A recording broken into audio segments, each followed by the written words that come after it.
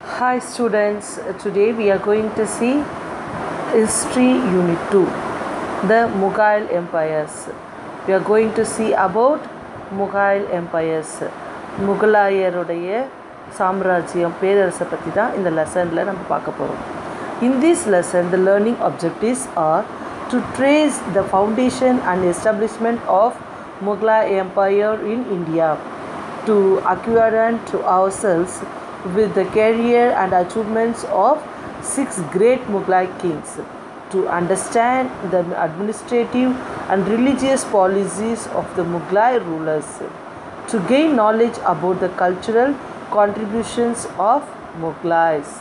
So இந்த லெசனில் ஃபுல்லாகவே முகலாய் எம்ப்ளாயர்ஸ் எப்படி வந்தாங்க, இந்தியாவுக்கு எப்படி எஸ்டாப்ளிஷ் ஆனாங்க, அவங்களுடைய கேரியரில் எப்படி அச்சீவ் பண்ணாங்க, அவங்களுடைய ரிலீஜியஸ் பாலிசிஸ் என்ன அவங்களுடைய முகலாய்ஸோடைய கான்ட்ரிபியூஷன் இன் இந்தியா அப்படிங்கிறத பற்றி தான் இந்த லெசனில் பார்க்க போகிறோம். இந்த 6 powerful kings who are they? Babur 1526 to 1530, Humayun 1530 to 1540 and 1555 to 1556, Akbar 1556 to 1605, Jahangir 1605 to 1627, Shah Jahan 1627 to 1658, Aurangzeb 1658 to 1707. So நம்ம இந்த முகலாய் எம்பையர்ஸில் ஃபஸ்ட்டு கிங்குன்னு பார்த்தீங்கன்னா யார்? பாபருக்கு அப்புறம் அவங்களுடைய சன் யார்? ஹுமாயூன். அதுக்கப்புறம் அக்பருடைய சன்னு ஜஹாங்கீருடைய சன்னு ஷாஜகானுடைய சன்னு Aurangzeb.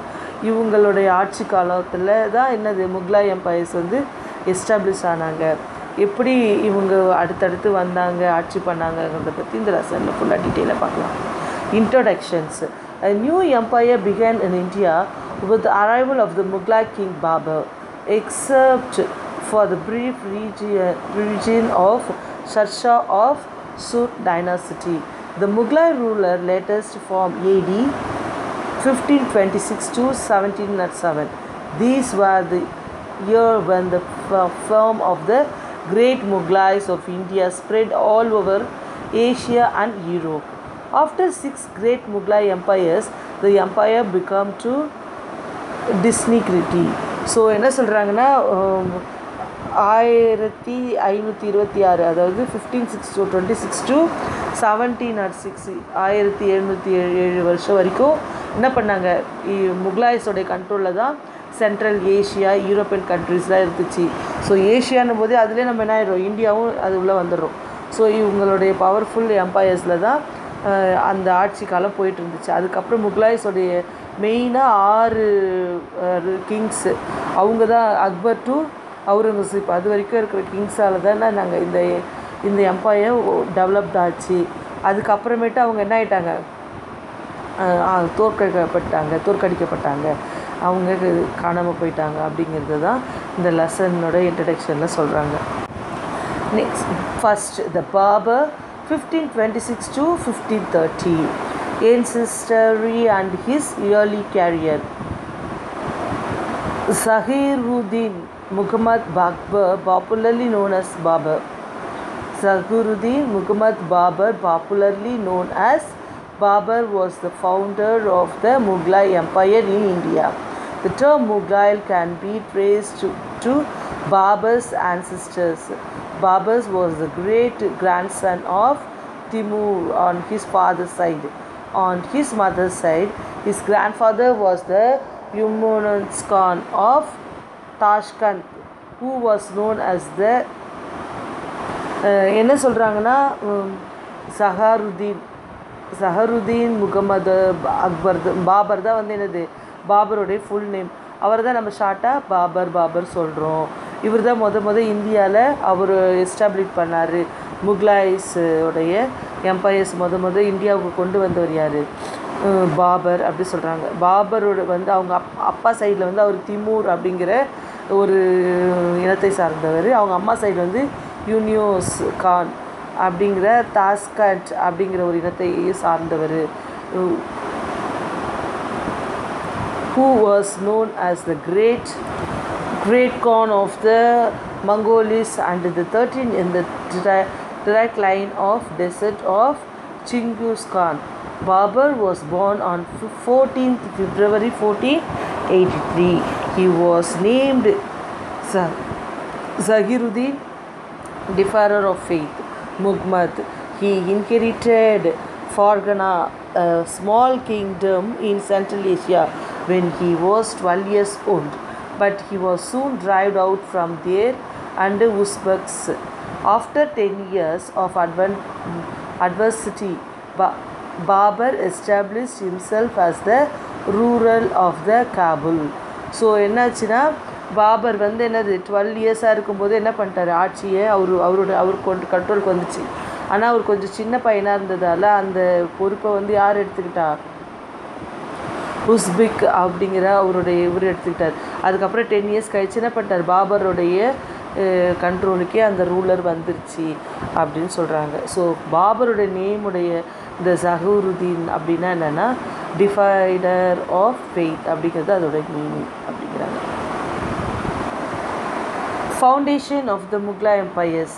In Kabul, Babur set his sights eastward, remained by the memory of the Tipu's Indian invasion. In 1505, the very year after took Kabul, Babur led his first expeditions towards India. Yet he was preoccupied with the Central Asian affairs. He did not have any ambitions behind Punjab till 1524. Then a greater opportunity came knocking. Dilwara Khan was the Daulat Khan Lodi son, and Alam Khan, who was the uncle of Sultan of Delhi, arrived in Kabul to seek Babur's help in removing Ibrahim Lodi from power. Babur defeated Ibrahim Lodi. So எப்படி வந்து Mughlai empire உள்ளே வந்தாங்கன்னா, first Babur வந்து 1505 வரைக்குமே என்னது இந்தியாவை பற்றி எந்த எக்ஸ்பெக்டேஷனும் இல்லை. ஏன்னா அவர் ஆல்ரெடி சென்ட்ரல் ஏஷியாவில் அதிகமாக அவங்களுடைய ஆட்சி இருந்ததால் அவங்க அதை பற்றி யோசிக்கல. 1524 பஞ்சாபில் வந்து ஒரு தான் அவருக்கு தோணுச்சு, நம்ம வந்து இந்த எம்பையர்ஸை கொஞ்சம் டெவலப் பண்ணிட்டு போகணும் அப்படின்னு சொல்லிட்டு. எதுக்காக அவர் பஞ்சாப்க்கு உள்ளே வர காரணமாக இருந்துச்சுன்னா, அந்த டைமில் வந்து இப்ராஹிம் லோடி வந்து என்னது இவங்களுக்கு ப்ரெஷர் கொடுத்துட்டு இருந்தாங்க. சுல்தான் ஆஃப் டெல்லி இருக்கிற தௌலத் கானுக்கு ரொம்ப தொல்லை கொடுத்ததால் அலாம் கான் என்ன பண்ணுறாரு, இவருடைய ஹெல்ப்பை கேட்குறாங்க. நம்மளுடைய பாபர் ஹெல்ப்பு கேட்டு எங்களுக்கு கொஞ்சம் ஹெல்ப் பண்ணுங்க அப்படின்னவும் இப்ராஹிம் லோடியை வந்து அவர் தோக்கடிச்சிட்டு பாபர் என்ன பண்ணிடுறாரு, அந்த இடத்துக்கு வந்துடுறாரு. அவர் வந்து பாபர் டிஃபீட்டட் இப்ராஹிம் லோடி. அதுக்கப்புறமேட்டு ஃபவுண்டேஷனாக முகலாய் எம்பையரை குஜராத் கொண்டு வரார். In the famous battle of Panipat in 1526 and occupied Delhi and Agra. Following Akbar's victory in this battle, Mughal dynasty came to establish in India with Agra as its capital. So Babur கிட்ட அவர் help கேட்டதுனால அவர் என்ன பண்ணுறாரு, Ibrahim லோடியை defeat பண்ணுறதுக்கு Panipat battle of பானிபட்டில் 1526 வந்து என்ன பண்ணுறாரு, Delhi occupied பண்ணிடுறாரு. Delhi occupy பண்ணி ஆக்ராவை வந்து கேபிட்டலாக அறிவித்து முகலாய் டைனாசிட்டியை அங்கே கொண்டு வராங்க. எப்போது 1526.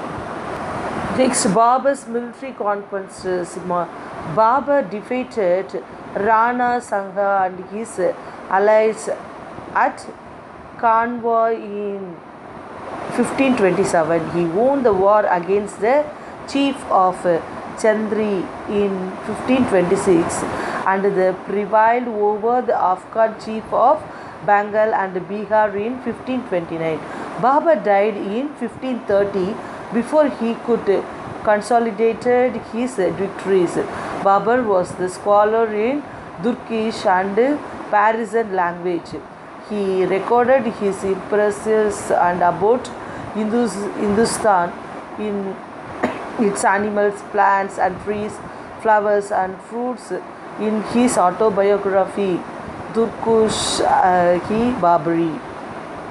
Following the traditions set by Senghis Khan, who nominated the most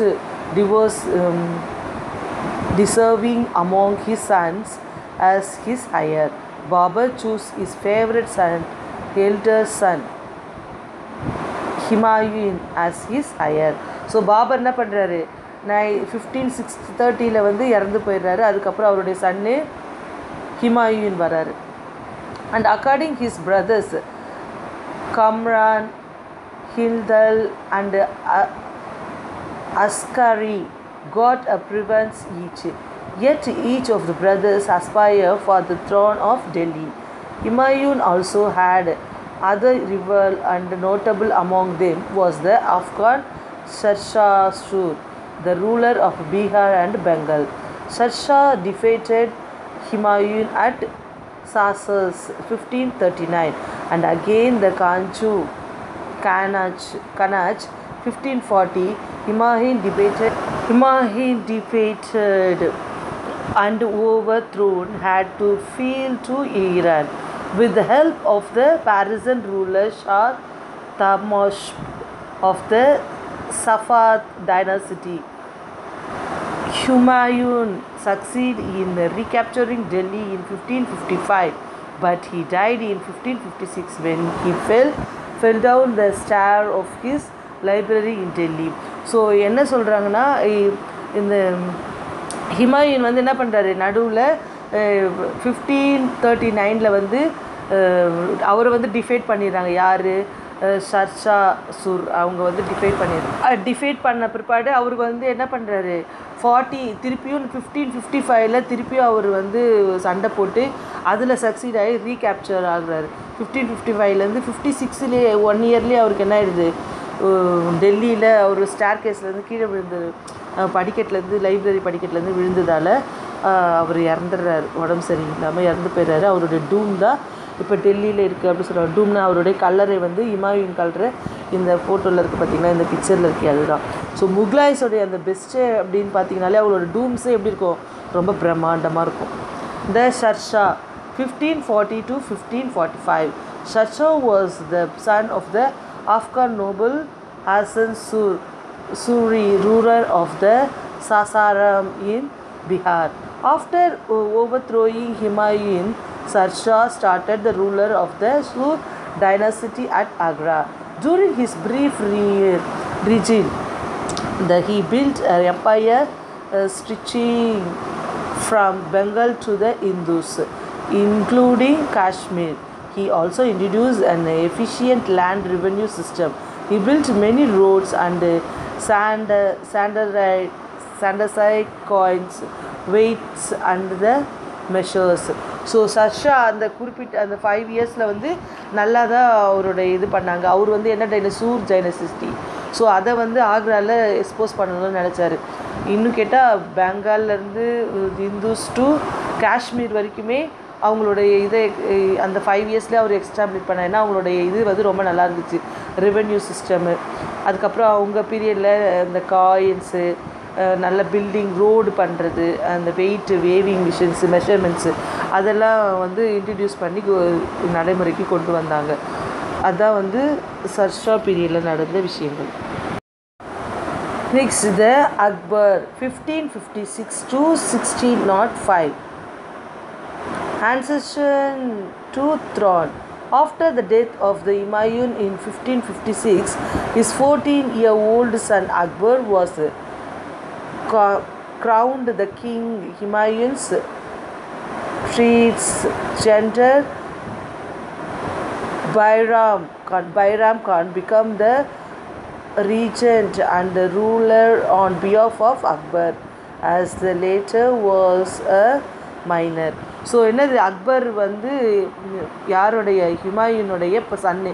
Humayun வந்து இறந்த பிற்பாடு ஹுமாயூனுக்கு அப்புறம் அக்பர் தான் வரணும். ஆனால் அப்போ வந்து அவருக்கு 14 இயர்ஸுங்கிறதால பைராம் கான் அப்படிங்கிறவர் தான் கார்டியன் மாதிரி இருந்து அவருடைய இதில் தான் அக்பர் கண்ட்ரோலில், ஏன்னா மைனராக இருந்ததால் அவர் தான் பார்த்துக்கிட்டாரு. Himu, general of the Sur dynasty, soon captured Agra and Delhi in 1556. In the same year, Bairam Khan defeated and killed Himu in the battle and Panipat, second Battle of Panipat 1556. As Bairam Khan was murdered in Gujarat, allegedly at the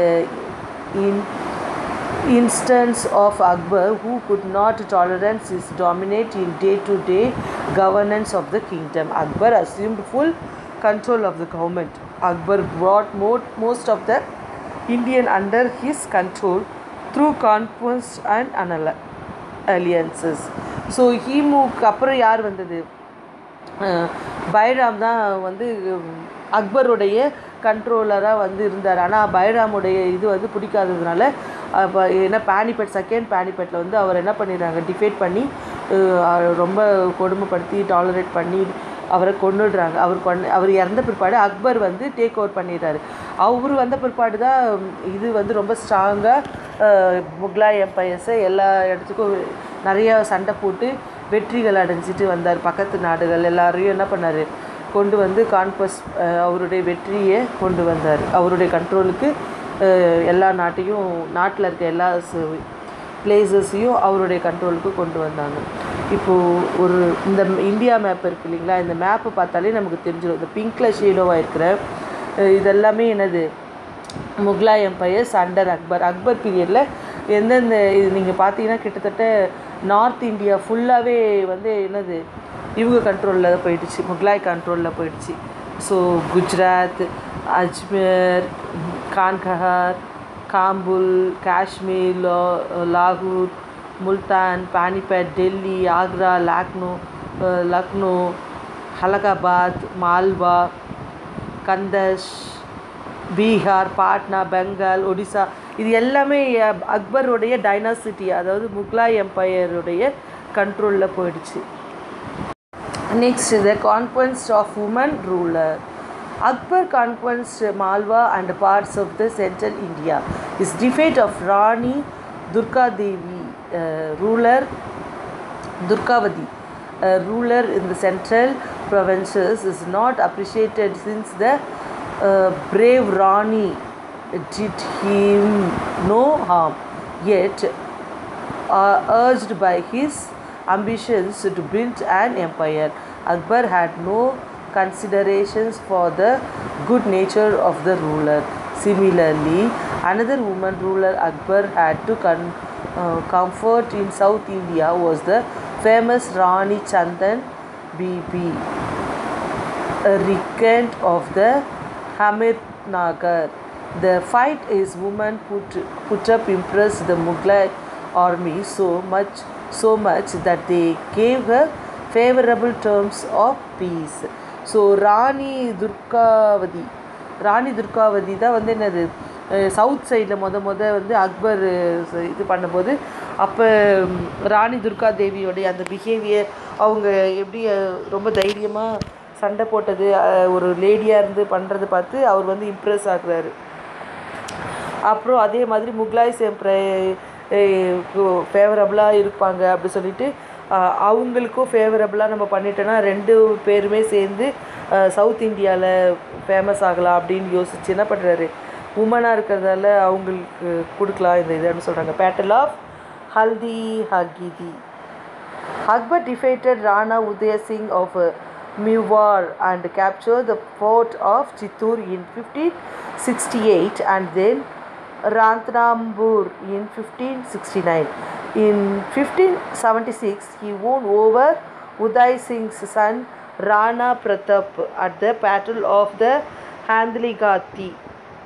Though defeated, Rana Pratap escaped on his horse Chatak and continued his fight, leading a life in the jungle. The memory of the clan Rani Rajput is treasured in Rajputana, and many a legend has grown around him. So in the battle of the Haldigati அப்படிங்கிற இடத்துல நடந்த சண்டையை பற்றி தான் சொல்கிறாங்க. அக்பர் வந்து ராணா உதய் சிங்கை வந்து என்ன பண்ணுறாரு, சண்டை போட்டு தோக்கடிச்சிடாரு, கேப்சர் பண்ணிடுறாரு. சித்தூர் வந்து அவருடைய கண்ட்ரோலுக்கு வந்துடுது எப்போது 1568. அதுக்கப்புறம் 69 ராம்பூர் அப்படிங்கிறதையும் அப்புறமேட்டு 1576 உதய் சிங்கோடைய சன்னு ராணா பிரதீப்பையும் போய் என்ன பண்ணுறாரு, அந்த பேட்டில் ஆஃப் ஆல்திகாதி அந்த இடத்துல போய் சண்டை போடுறாங்க. ஆனால் அவர் வந்து பிரதீப்பை வந்து பிடிக்கிறதுக்குள்ளே ராணா பிரதீப் வந்து என்ன பண்ணிடுறாரு, அந்த இடத்த விட்டு குதிரையில் எஸ்கேப் ஆகிடுறாரு. அவர் இடத்த விட்டு போனாலும் காட்டில் போய் வாழ்ந்து இருந்தாலும் என்ன பண்ணார், அக்பரை வந்து அக்பருக்கு அகென்ஸ்டாக நிறைய இது கொண்டு வந்து அவரை எப்படியாவது கொல்லணும் அப்படி சொல்லிட்டு ரொம்ப தீவிரமாக இறங்கினார். அவர் சரௌண்டிங்கில் எனிமியாக அவர் உருவாக்குனார். Military campaign in the northwest 1585 to 1605. Among the conquests of Akbar, the important were the campaign he launched in the northwest of India. Akbar added Kandahar, Kashmir and Kabul to the Mughal Empire. His battle in the decade led to the ancestor of Berar, Khandesh and part of Ahmednagar. Under Akbar, the Mughal Empire extended from Kashmir in the north to Godavari in the south, and from Kandahar in the west to Bengal in the east. Akbar died in 1605 and his mortal remains were buried in the Sikartha Nagar near Agra. So Akbar வந்து என்னது military இதுவாக நடத்தினார். அதே மாதிரி ஒரு comeback ஒரு வெளி இடத்தை கொண்டு வந்து அதுதான் காமனான இடம், இங்கே தான் போர் புரியணும் அப்படின்னு சொல்லிட்டு கொண்டு வந்தார். அவர் சவுத்து ஈஸ்ட்டு வெஸ்ட்டு எல்லா சைட்லேயும் எப்படி எக்ஸ்டெண்ட் பண்ணார் அப்படிங்கிறது தான் இந்த டீட்டெயிலாக சொல்லியிருக்காங்க. Akbar's religious policies. Akbar, realizing that the gain of the affections would be more ensuring than the gain of the sword, made all-out effort to win the goodwill of the Hindu nobles and the Hindu masses. He abolished the jizya poll tax on non-Muslims and the tax on Hindu pilgrims. He also married a girl of the noble Rajput family. Later, he married off his son to a Rajput girl as well. He appointed Rajput noble to important and top positions in his heir. Raja Man Singh of Jaipur was sent as the governor of the Kabul once. So Akbar வந்து ரிலீஜியஸாக என்ன பண்ணார், ரொம்ப சண்டைலாம் போட்டு கொஞ்ச நாளில் அவருக்கே தெரிஞ்சிருச்சு இதெல்லாம் வந்து நம்ம இதால் சண்டை போடுறதுக்கு பதிலாக கடவுளுடைய அந்த அருள் ஆசீர்வாதம் அந்த மாதிரி அவர் கடவுள் பக்தி மேலே ரொம்ப ஆர்வமாயிட்டார். மெயினாக அவர் வந்து ஹிந்துஸை வந்து ரொம்ப இம்பார்ட்டண்ட்டாக இது பண்ணதால் முஸ்லீம்ஸுக்கு இந்துஸ்க்கு இருக்கிற அந்த சலுகைகள் அதெல்லாம் கொஞ்சம் அதிகமாகவே கொடுத்தாரு. பில்கிரிம்ஸ்க்கு பயணம் இந்த யாத்திரையெல்லாம் செய்வாங்க இல்லையா, அதுக்கெல்லாம் வந்து ஃப்ரீயாக இது பண்ணார். அதே மாதிரி அவர் ராஜ்புத் டைனசிட்டியில் இருக்கிற ஒரு பொண்ணை தான் கல்யாணம் பண்ணிக்கிட்டாரு. அவங்க பையனுக்கும் ராஜ்புத்தில் இருக்க ஒரு பொண்ணை தான் கல்யாணம் பண்ணி கொடுத்தாரு.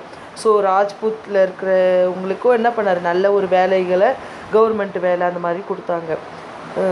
ஸோ அவர் வந்து இந்துஸையும் மதித்து நடத்தினார் அப்படிங்கிறது தான் இந்த ரிலீஜியஸ் பாலிசியில் சொல்கிறாங்க. Next contributions of the to culture. Akbar was the great patron of the learning. His personal library had more than 4,000 manuscripts. He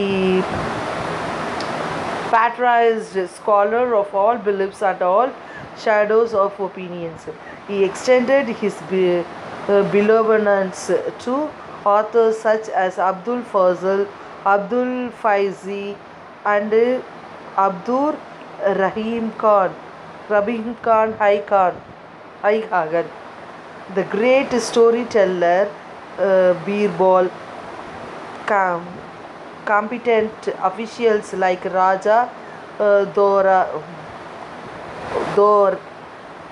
Dormal, Raja Bhagwan Das and Raja Man Singh, the great composers and musicians Tansen and the artist Daswant adored Akbar's court as well. So Akbar வந்து எல்லா பொயட்ரியாக இருக்கிற எல்லாருக்குமே எழுதுகிறவங்க, இந்த மந்திரிங்களாக இருக்கிறவங்க, ஆலோசகர், musicians, artist எல்லாருக்குமே என்னது மதிப்பு கொடுத்து மரியாதை கொடுத்து அவங்கள வந்து இது பாராட்டினார், அவங்களுக்கு ட்ரிபியூட் பண்ணார். Jahangir 1605 to 1627. Akbar was succeeded by Prince Salim, his son, through a Rajput wife, who was also named Nuruddin Muhammad Jahangir. Conquests of the world. Jahangir was more interested in art and painting and gardens and flowers than in is running the governments. So Jahangir's wife Meruddin Nisha, known as Noor Jan, was the real power behind the throne. Jahangir carried on some efforts his father's traditions. The tolerance of the religious of Akbar's time confided in Jahangir's time. So என்ன பண்ணுறாரு ஜஹாங்கீர் அக்பருக்கு அப்புறம் அவருடைய Sun Salim அவருடைய பேர் தான் என்னது நருதீன் முகமது ஜஹாங்கீர் அப்படி சொல்லி அவர் அவங்களுடைய ஒய்ஃபு நூர்ஜஹானை கல்யாணம் பண்ணிக்கிறாங்க.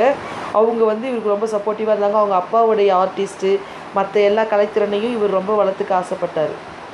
Jahangir granted trade rights to the Portuguese and later to the English. Thomas Roy, representatives of the King Thomas I of England, visited Jahangir's court, and this agreement paved the way for the British establishing their first factory in Surat. So Jahangir பீரியடில் தான் என்ன பண்ணுறாங்க, English உள்ளே வராங்க. எங்கே இதில் சூரத்தில் company வைக்கிறதுக்கு அவர் இங்கிலீஷ் கூட கொஞ்சம் நல்ல ஒரு ரெப்ரசன்டேட்டிவாக இருந்து அவங்களுக்கு சப்போர்ட் பண்ணதால் கிங் ஜேம்ஸ் I இங்கிலாண்டும் அதுக்கப்புறமேட்டு தாமஸ் ராய் அவங்க 2 பேர் கூடயும் அவர் ரொம்ப பழக்க வச்சு அதுக்கப்புறம் ஒரு அக்ரிமெண்ட் போட்டு அதுக்கப்புறம் என்ன பண்ணுறாங்க, சூரத்தில் ஒரு ஃபேக்ட்ரி கொண்டு வராங்க. Next Shah Jahan 1627 to 1658. Prince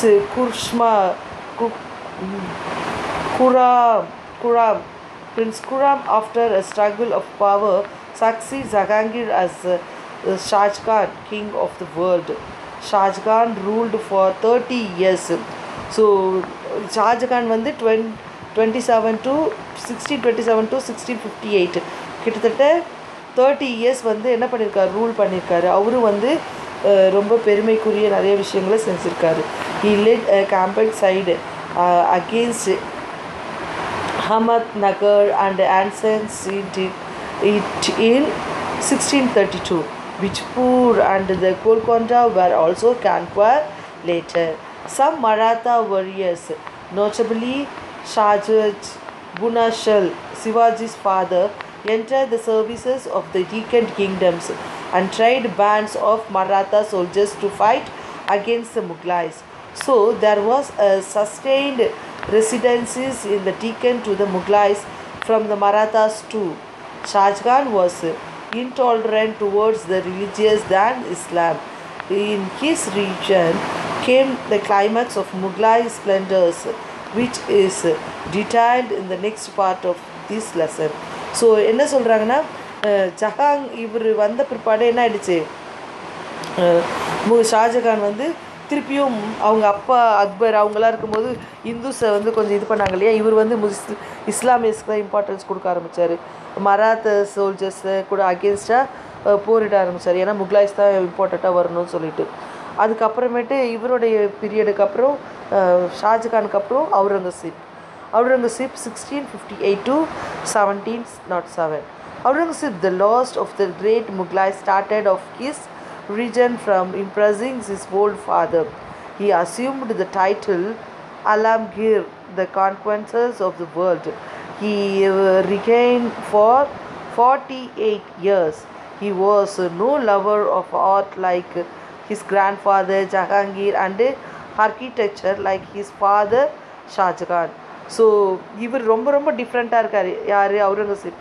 அவர் அவங்க தாத்தா மாதிரி மற்ற ரிலீஜன்லேயும் இம்பார்ட்டண்ட்டாகவும் இல்லை, at the same time art அந்த மாதிரி கலைகள்லேயும் அவருக்கு ரொம்ப முக்கியத்துவமோ ஆர்வமோ கிடையாது. அவங்க அப்பா மாதிரியும் ஆர்கிடெக்சர்ஸ் கட்டிடக்கலை அந்த மாதிரி விஷயங்கள்லேயும் ரொம்ப ஈடுபாடு இருக்கிறவரும் கிடையாது. ஆனால் இவர் என்னது 48 இயர்ஸ் ஆட்சி பண்ணியிருக்கார் அவுரங்கசீப். இவர் தான் வந்து முகலாய்ஸ் எம்பையருடைய லாஸ்ட் கிங்கு. இவருக்கு அப்புறம் முகலாய்ஸ் எம்பையர்ஸ் என்ன போயிட்டாங்க. He tolerated no religions except Islam. He reimposed the Jizya tax on Hindus and excluded them from office as far as possible. Between 1658 and 1681, Aurangzeb remained in the north and suppressed the revolt of the Bandlas, Chats, Sadhanams and Sikhs. Aurangzeb's expansions in the northeast resulted in the war with the Hambus of Karuba, Assam.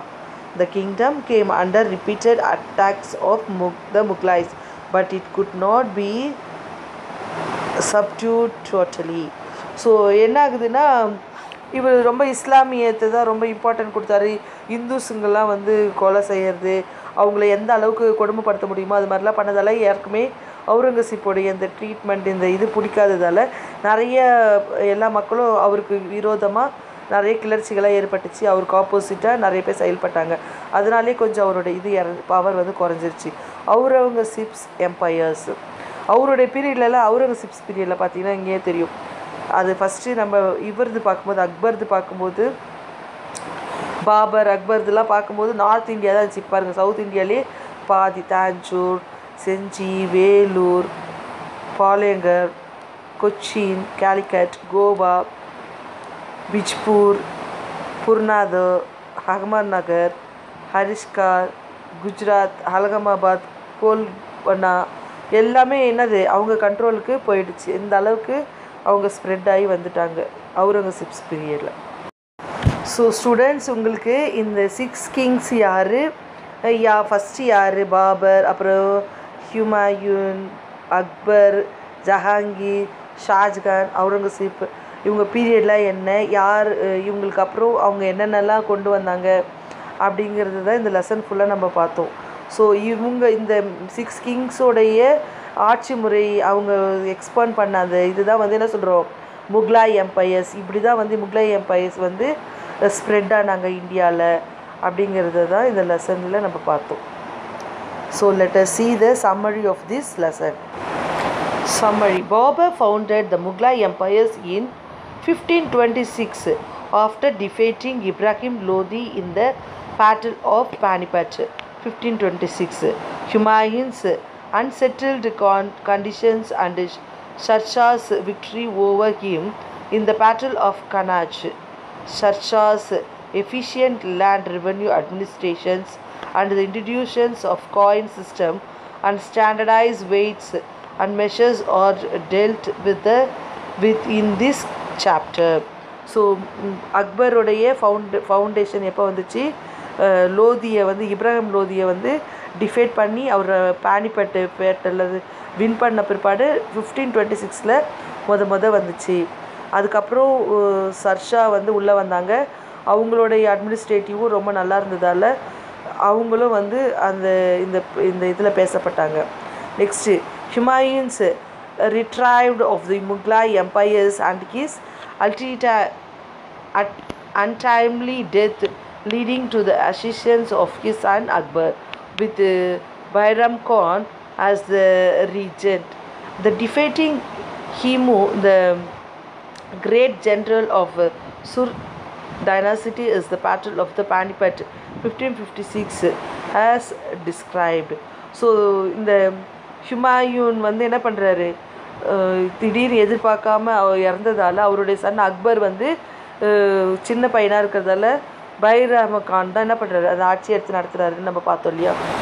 Next, Akbar's military conquests as well as his religious policy are explained.